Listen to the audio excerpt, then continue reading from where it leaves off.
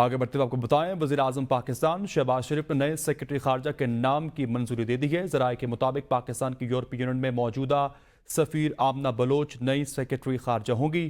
آپ کو آگاہ کر رکھے گئے، وزیراعظم پاکستان نے نئے نام سے متعلق منظوری دے دی ہے۔ وزیراعظم پاکستان شہباز شریف نے نئے سیکرٹری خارجہ کے نام کی باقاعدہ منظوری دے دی ہے۔ ذرائع کے مطابق پاکستان کی یورپی یونین میں موجودہ سفیر آمنہ بلوچ نئی سیکرٹری خارجہ ہوں گی۔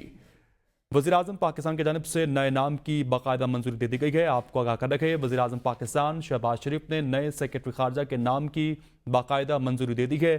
ذرائع کے مطابق پاکستان کی یورپی یونین میں موجودہ سفیر آمنہ بلوچ اب نئی سیکرٹری خارجہ ہوں گی۔ اس سے متعلق وزیراعظم پاکستان کی جانب سے منظوری دے دی گئی ہے۔ نیا نام سامنے آ چکا۔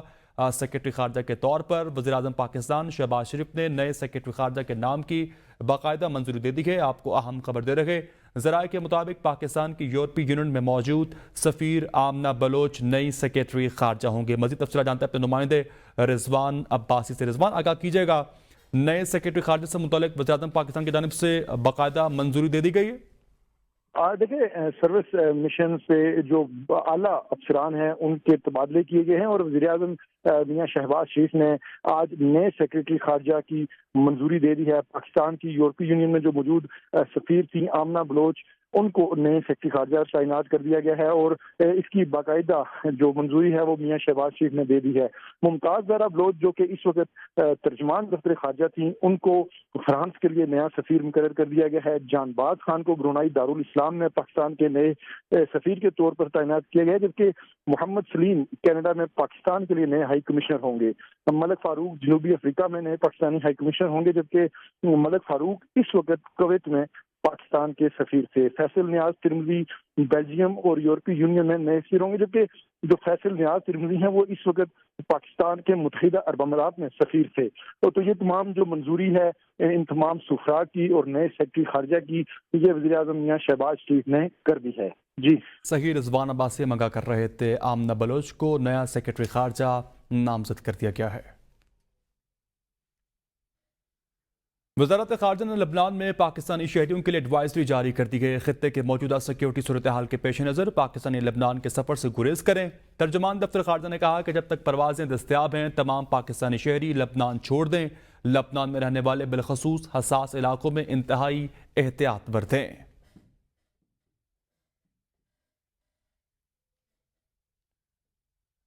برطانیہ میں ساؤتھ پورٹ واقعے کے بعد جاری مظاہرے اور پرتشدد واقعات میں ملوث افراد کو حکومت کی طرف سے سخت سزائیں دینے کا فیصلہ کر لیا گیا ہے۔ حکومت نے جیلوں میں 500 اضافی افراد رکھنے کے انتظامات کر لیے ہیں۔ جسٹس منسٹر کے مطابق 6000 پولیس اہلکار ہنگاموں سے فوری نمٹنے کے لیے تیار ہیں۔ برطانیہ میں جاری ہنگاموں اور فسادات میں ملوث 350 سے زائد افراد گرفتار کر لیے گئے ہیں۔ تفصیلات جانتے ہیں نمائندہ بی نیوز برطانیہ سے قاضی کامران سے۔ جی قاضی کامران، آگاہ کیجیے گا۔ جی بالکل، برطانیہ میں گزشتہ کئی دنوں سے جاری مظاہرے اور پرتشدد واقعات کا سلسلہ جاری ہے، لیکن اب حکومت کی طرف سے ان واقعات میں ملوث افراد کو سزائیں دینے کا اعلان کر دیا گیا ہے۔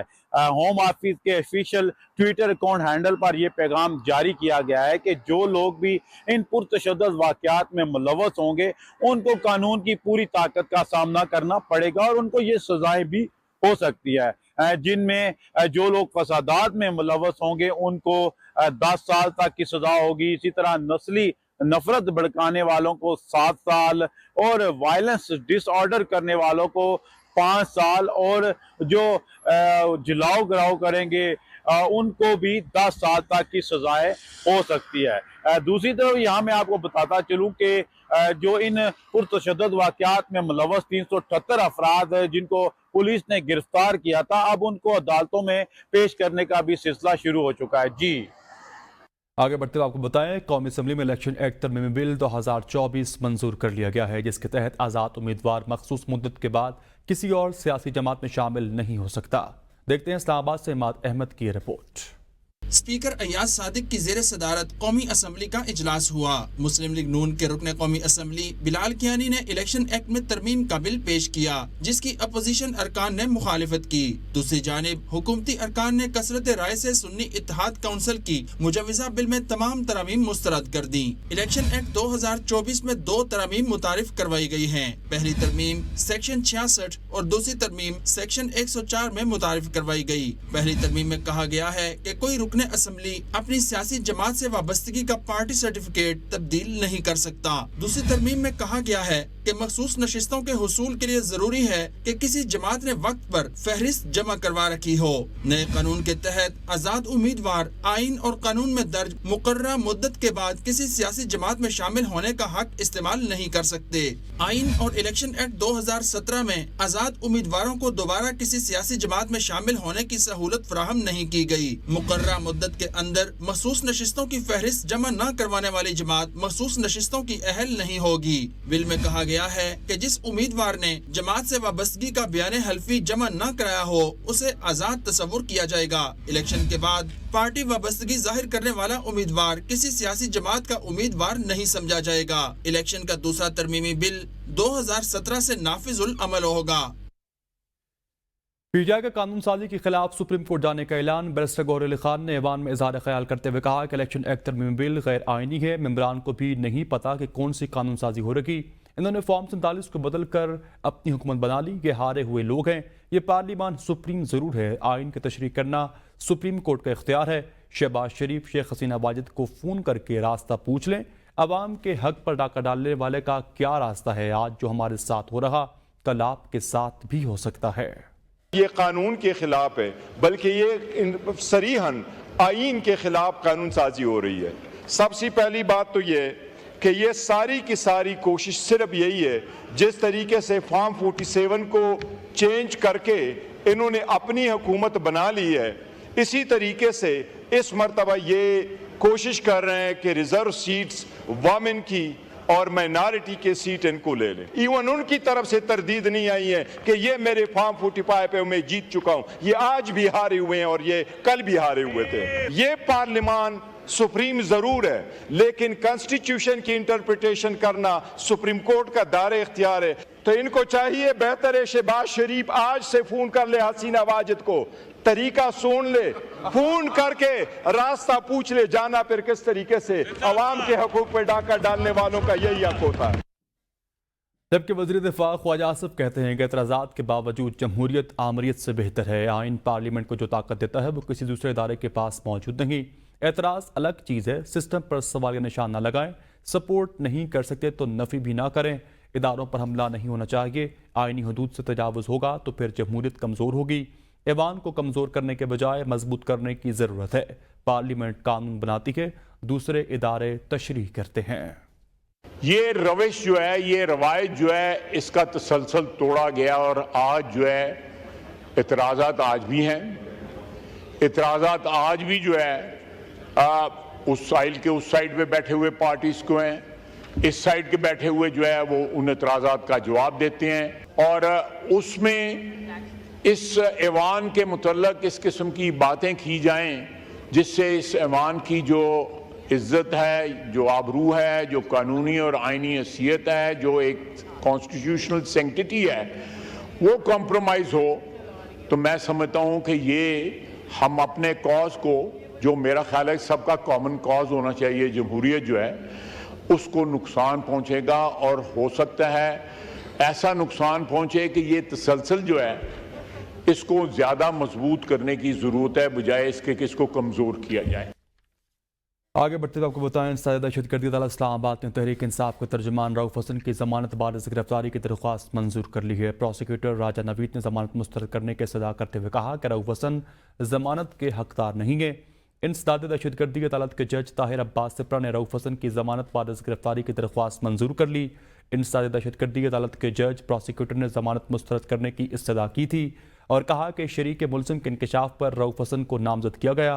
रऊफ हसन जमानत के हकदार नहीं है। इस पर अदालत ने कहा कि अहमद वकास से सिलसिला शुरू हुआ और खान नामी बंदे पर ख़त्म हुआ।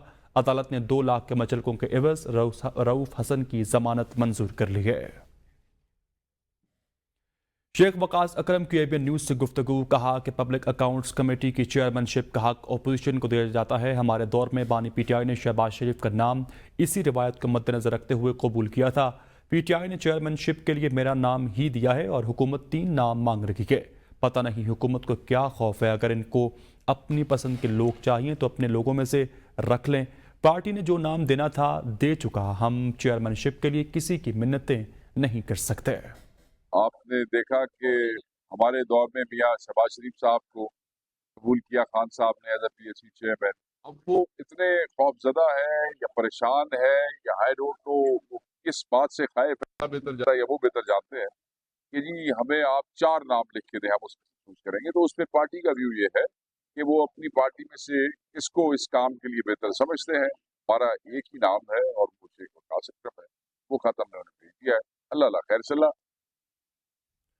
बुलेटिन में आगे बढ़ते हुए बात करें गुज़श्ता रोज़ पेश आने वाले एक बड़े तारीखी वाक़े से मुताल्लिक। बांग्लादेश में 12 साल बाद जमात इस्लामी और इसकी तलबा तंजीम इस्लामी छात्राशर के पार्टी दफातर खुल गए। पार्टी रहनुमाओं ने दफातर में जमा होकर एक दूसरे को मुबारकबाद पेश की।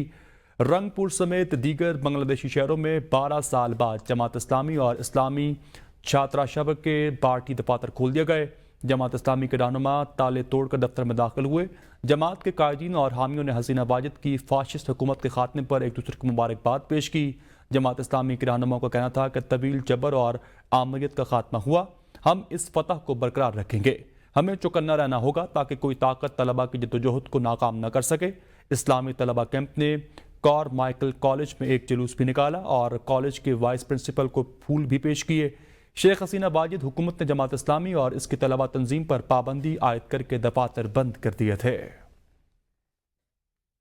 और अब कुछ बात करें मुल्क में होने वाली हालिया बारिशों से मुतालिक। बलूचिस्तान में 20 जुलाई से अब तक मुख्तलिफ अजला में बारिशों से होने वाले नुकसानात के हवाले से हंगामी इमदाद के सूबाई इदारे ने रिपोर्ट जारी कर दी है। बारिशों से नुकसानात खुजदार, लसपेला, यूब और कच्ची में वाक़ हुए हैं। TDMA की रिपोर्ट के मुताबिक आसमानी बिजली गिरने और सैलाबी पानी में बह जाने से 3 बच्चों समेत 4 अफराद जाँ बाग हो गए। मानसून बारिशों के दौरान 7 बच्चे और एक खातून भी जख्मी हुए। बारिशों से 5 मकानात मुकम्मल तबाह और 8 को जुज़वी नुकसान पहुंचा है। PDMA रिपोर्ट के मुताबिक तूफ़ानी बारिशों से 62 एकड़ पर फसलें तबाह और 19 किलोमीटर शाहराएं मुतासर हुई। मुख्तलिफ अजला में 4 पुलों को जुज़वी नुकसान पहुंचा। आसमानी बिजली गिरने से 82 मवेशी हलाक हो चुके। खबर शामिल करें कुछ खेलों के मैदान से। सपोर्ट नहीं करना तो तकलीफ तो मत दो। पाकिस्तानी एथलीट समर खान की पाकिस्तानी इदारों को दुहाई। कहते हैं कि एक ब्रांड ने इनको कोहे पैमाई के लिए बूट स्पॉन्सर किए, मगर लाहौर कस्टम से इनके बूट जब्त कर रखे हैं और 50,000 रुपये का बिल बना रखा है। समर खान ने वीडियो पैगाम में मदद की अपील की है। जब आपने अपने एथलीट को सपोर्ट नहीं करना, स्पोर्ट्स कभी भी आपकी प्रायोरिटी नहीं है, तो कम से कम हमारा जीना तो ना हराम करें। जो रिसोर्सेज हम अपने लिए खुद अरेंज करते हैं वो हम तक पहुंचने दें। 3 हफ्ते हो गए हैं मेरे माउंटेनियरिंग बूट्स नहीं रिलीज कर रहे लाहौर इंटरनेशनल एयरपोर्ट कस्टम से, और जब मैं मांगती हूँ तो मुझे 50,000 का बिल और न्यूज़ बुलेटिन से फिलहाल कितना ही। मज़ीद खबरों से बाखबर रहने के लिए देखते रहिए ABN न्यूज़, क्योंकि ABN है कौम की सोच।